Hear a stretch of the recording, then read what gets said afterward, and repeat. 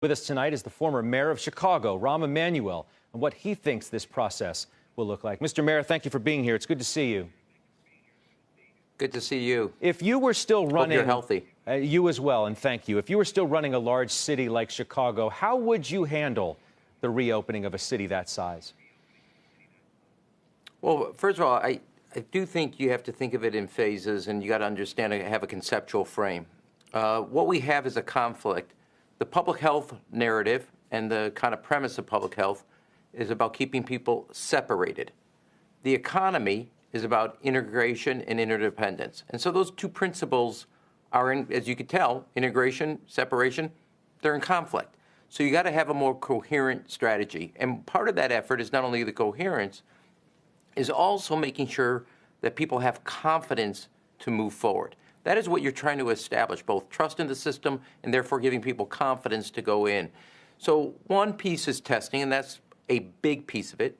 Two is also letting them know that the public health system is up, running, and effective at handling pieces.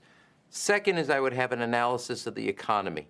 What happens in the, let's say, financial services, legal versus entertainment, restaurants is totally different.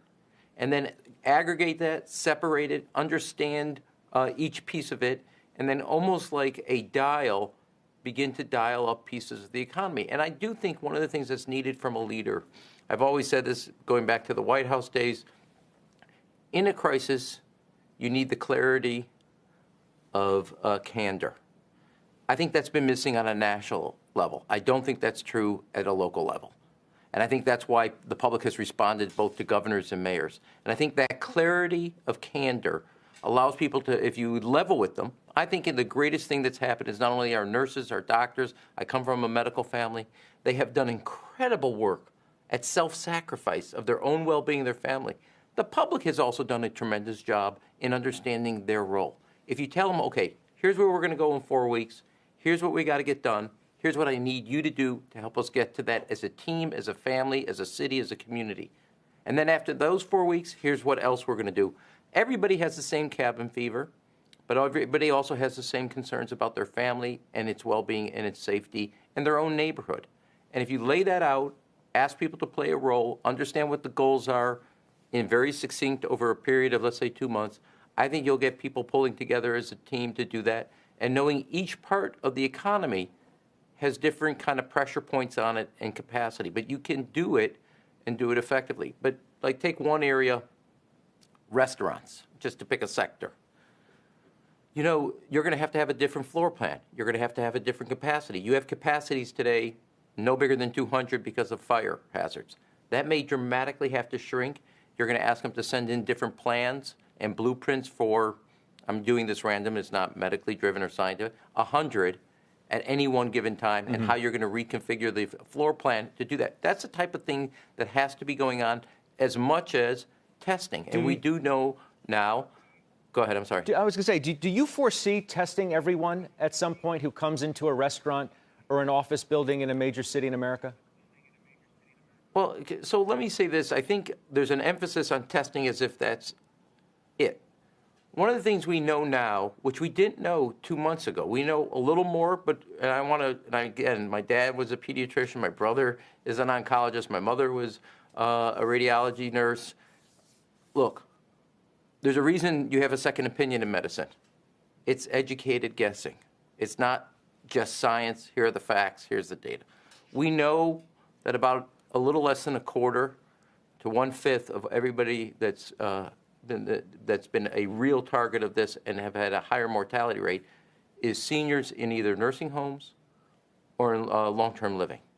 Also people with overweight that also have diabetes and other pre-existing conditions.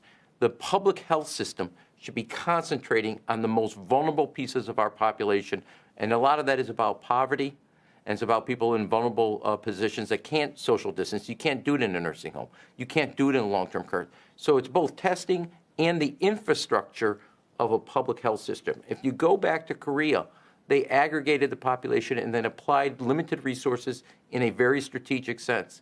So testing just in big, broad strokes doesn't really actually address how you want to think about the public health aspect.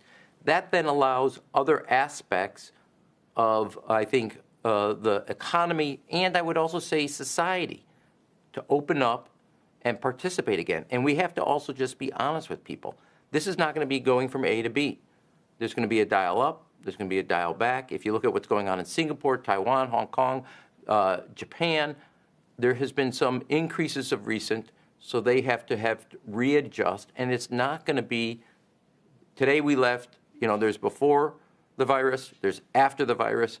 It's going to be not a flipping of a switch. It's going to be a dial up, dial back down, dial back up, until we get a vaccine. Yeah, sure. And I think I do. You finish your thought. Finish your thought, please. Then I'd like to discuss something from your book. Let me say this. I have 3 teenage kids. That's the longest conversation I've ever had in like 6 years, so don't worry about it.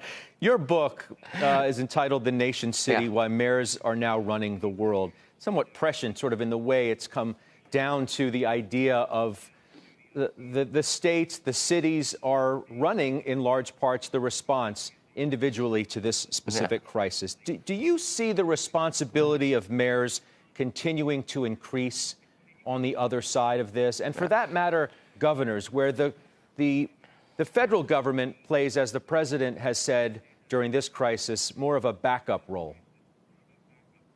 Well, first thing I would like you to do, since I have 2 very competitive brothers, since you've called my book prescient, I got 2 numbers. I want you to call both of them. I'd really appreciate that. Second, on a very serious, one of your brothers can help you market the book. We know who he is. It cost me too much to ask him to be my agent. I would never pay that much. Here's what I would say to you on this level is, look, I wrote the book because I saw something happening. I think, having worked in 2 White Houses for 2 great presidents, worked in Congress, I believe in the role of the national government, that only the national government has the CDC, only the national government has the NIH, only the national government has FEMA and capacity. I want them as a partner. I saw what was happening, that the dysfunction, the disinvestment led, and the lack of respect for the role of a good, effective government was requiring both mayors, and at that time I was a mayor, to step up and do things that we had never done before and take on more and more responsibilities. I believe when we get through this process, there will be a reevaluation at all levels. One, that I actually do believe that if you're a progressive, as I am, you believe that government can be an affirmative force for good. I think people have seen both what nurses at public hospitals and also private hospitals, but what the CDC, the NIH, when they're not working, what the problems are. I also think we're seeing, if you want an equitable society, we're going to have to make investments in the broadband and the universal online learning capacity of all our students, regardless of race or income. That's also going to be true about telemedicine. It's also going to be true about the needs of public health. It's also going to be true about the supply chain. And only the national government can lead that national investment and that national strategy. Do I think mayors and governors are going to take on more and more responsibilities as they have over the last 8 years, 10 years, because of the absence, or what I call the void of power, and voids get filled? Absolutely. And they're going to continue to do that.